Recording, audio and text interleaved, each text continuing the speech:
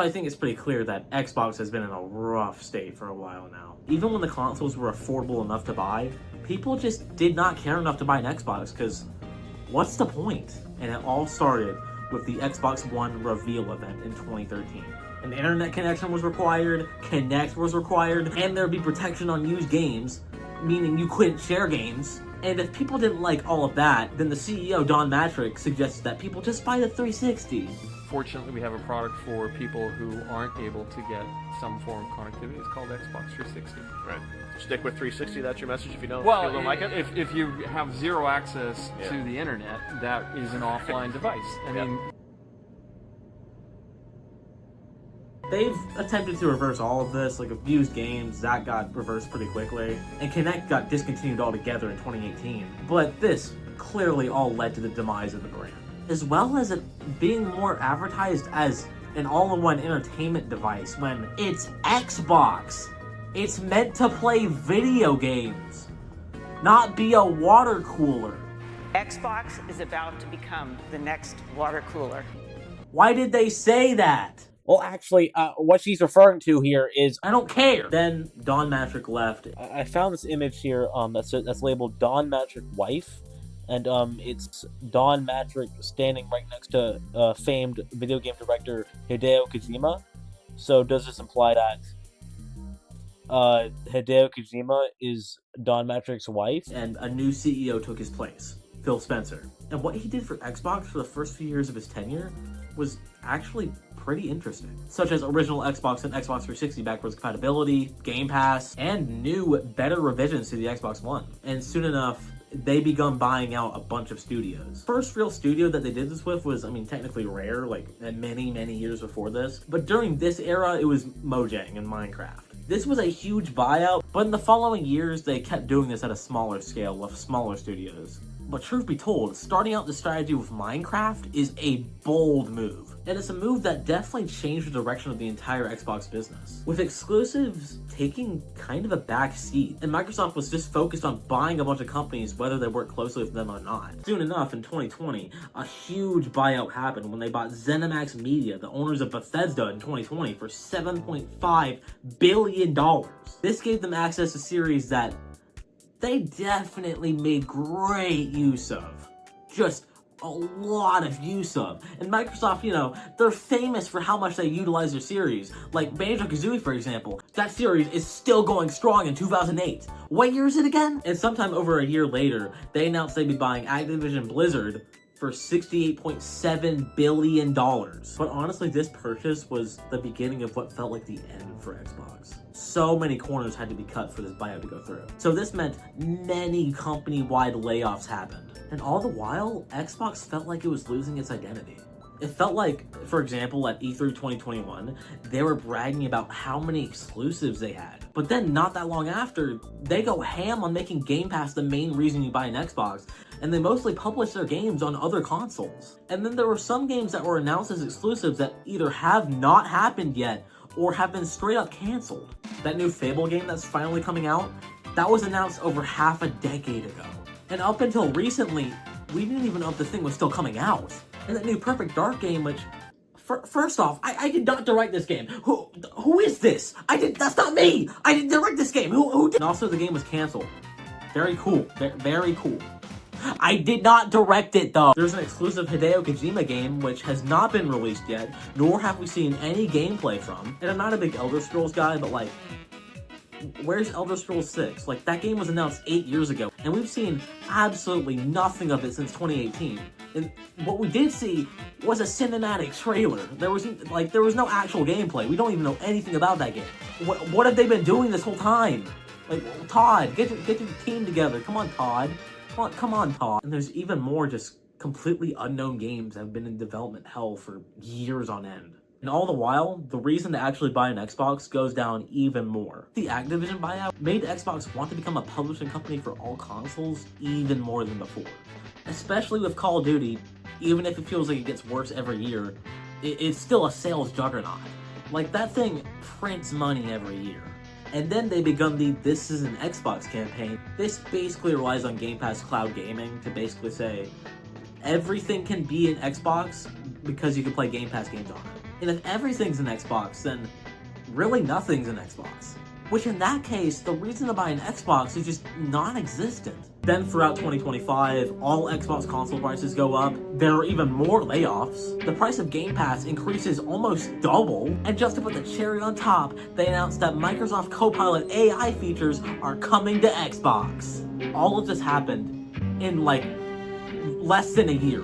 The AI stuff did get rolled back, but still, yeesh, man. Now, I didn't really acknowledge this much in the script as I probably should have, but like, them getting rid of the AI features is a really good thing. It is a very good thing. I think the whole idea that they were posing was stupid, but it was like, while playing the game, you'd ask the AI, what do I do here? And it would tell you, and it probably wouldn't get it right, because it's AI, it's stupid. It's so pointless. It really is so pointless, because if you're stuck in a game, you can just look it up, like their walkthroughs exist. Then, in Early 2026. Phil Spencer just flat out left the company. Recently, there has been some attempts to revive goodwill by the new CEO, Asha Sharma, but it doesn't feel like much has changed because there's already been a crazy new amount of layoffs. The developers of Doom, ID Software, have been cut in half effectively. That's insane! The developers of Doom! Why? Why is that necessary? I've now officially changed into a different red shirt. Back to the topic now. The Xbox brand has been in the mud for so long that a new logo change will make people excited. That's just how bad it's been for so many years. But there's one thing I failed to mention.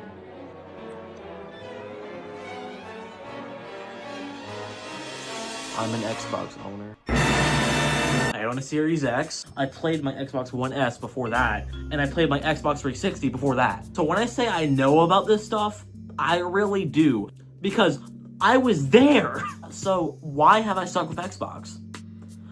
I'm too deep, man, I'm sorry. So I got my Xbox 360 back in 2017, which is, yeah, pretty late. That was the same year that the Xbox One X came out, but it did me good for a while. I played Skate 3, Skate 2, Skate 1. I love the EA Skate series. I played a lot of LEGO games. Of course, I played LEGO Star Wars: The Complete Saga. This is just a genuine classic. Legacy console Minecraft was amazing. Need for Speed Most Wanted from 2012, which I know isn't as liked as the 2005 one, but this might be my favorite racing game that doesn't have Funky Kong. Is most of that based on nostalgia? Yeah, probably. Aren't you forgetting Snoopy's Grand Adventure? Don't show that game in front of me ever again. Oh, okay. Goodbye. And in 2020, I first signed up for Xbox Live. So for the first time, I was able to download digital games. Stuff like Bully, Halo 3, and of course, Doritos Crash Course. Because that's like the best free game on Xbox 360 probably. But was the Doritos branding necessary? Like, I feel like that could have been any other brand. But the game is all that matters, and it's still pretty great. But it doesn't have enough Dorito branding though. What I want to see is a big Dorito chip in every level. And I mean like a massive one. Just like an absolutely massive. Anyway, you get the point. I love the 360. And by 2021, I could have gotten a PS4 or even in its early days a PS5. But my aunt got me an Xbox One S in 2021. At this point, I was too far in.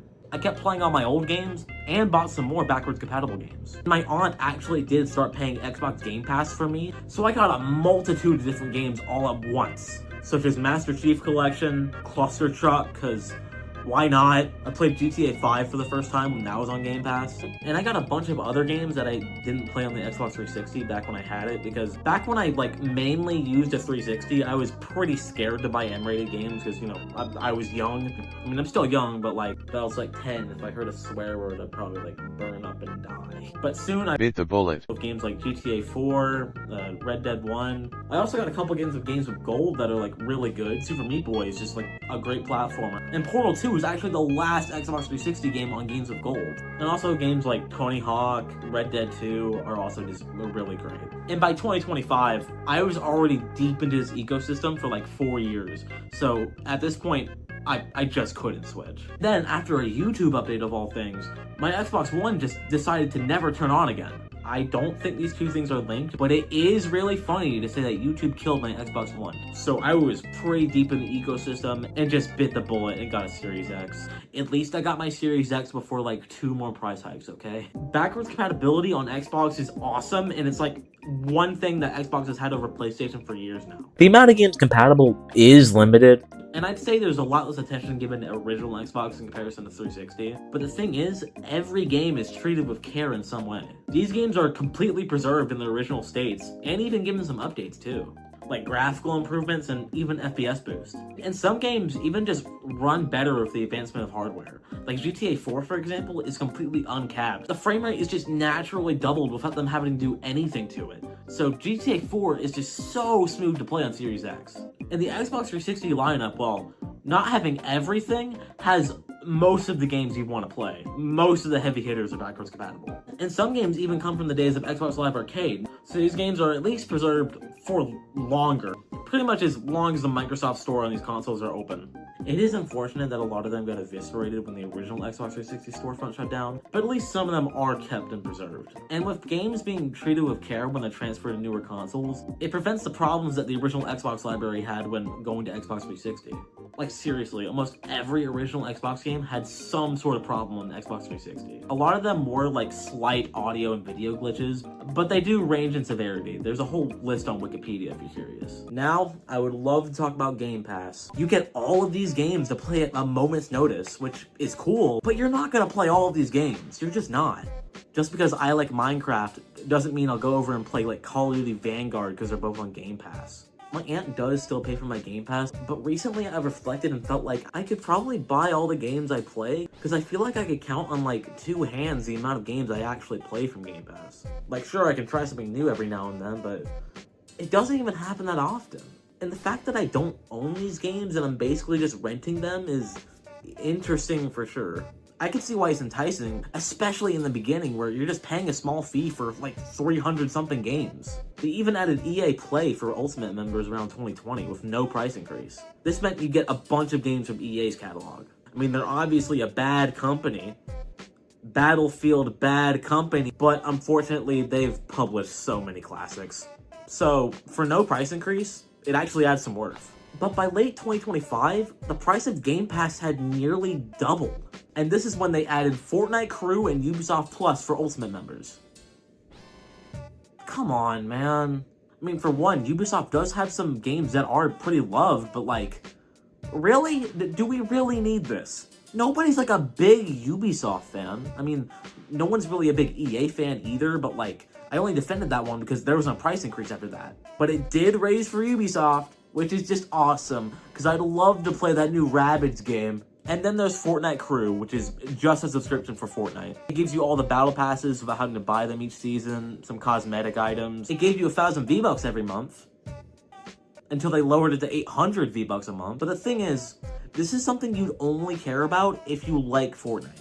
I do like me some Fortnite from time to time, but come on, man. They did decrease the price, but like, it's still a good amount more than it was. But in terms of advantages that Xbox has over PlayStation, these two pieces of hardware feel so similar. Like in terms of power, the Series X and the PlayStation 5 are the exact same. It's just, up until recently, it felt like Xbox just fumbled more. I will say, the Series X is a very competent console, but as an Xbox owner, even I know that it hasn't had the upper hand against Sony. At least until recently. I don't want to dwell on PlayStation because this video isn't about them, but getting rid of physical media? That's just awful. Like the price hikes, that's not really their fault either. It's more companies investing in AI / the CEO of OpenAI, Sam Altman's fault.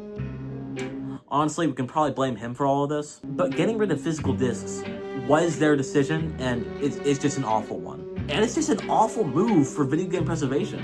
But I feel like Xbox could follow suit, because they're testing a disc-to-digital system, which transfers the contents on the disc to just a full digital license installed on the console. This really does feel like a way to ease people into an all-digital future rather than just convenience. Microsoft hasn't gone all-digital yet, but I feel like if this goes well for Sony, then Microsoft will absolutely follow suit. So what I'm saying is, don't buy a video game console, buy Dasani. It's so good.